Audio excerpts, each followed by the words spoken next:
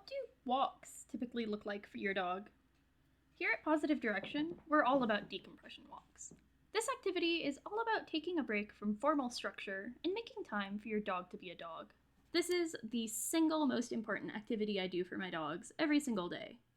The idea behind a decompression walk is to give your dog the opportunity to engage with nature in a species-appropriate way. So that's going to mean a lot of sniffing, exploring, and moving in a zigzaggy pattern.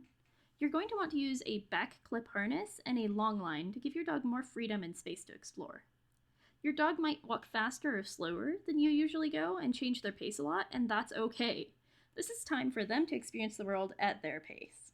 We're just kind of along for the ride. My favorite places to go on decompression walks are going to be natural woodsy areas, but I know that's not always possible. So you can also try a quiet park near you, or a cemetery, or an open field, anything that's outside and dog safe. On a decompression walk, you really want to avoid anything that's going to over-arouse your dog. So for a reactive dog, it might take a little bit of exploring and creativity to figure out the perfect spot and the perfect time of day to take your dog out. So I mentioned that this is the most important part of my dog's days, but why is it so powerful? Sniffing is so important in helping our dogs regulate their nervous system and calm down.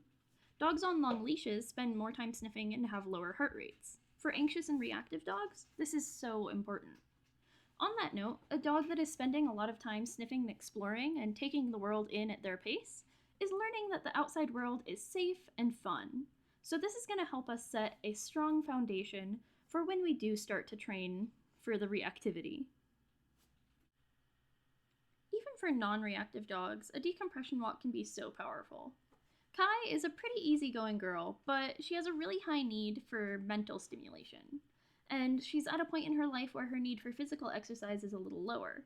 A long walk through the neighborhood might wear her out physically, but what I love about the decompression walk is that she's getting all sorts of sensory enrichment along the way. So she's finding interesting smells, physical sensations, sounds, sights, everything. And she's getting that exercise as well.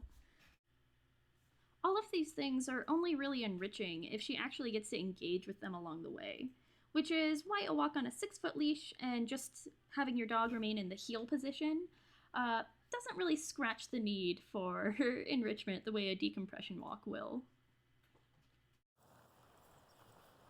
So what do you think your dog could gain from a decompression walk? I hope this video has inspired you to try it. Until next time, stay positive.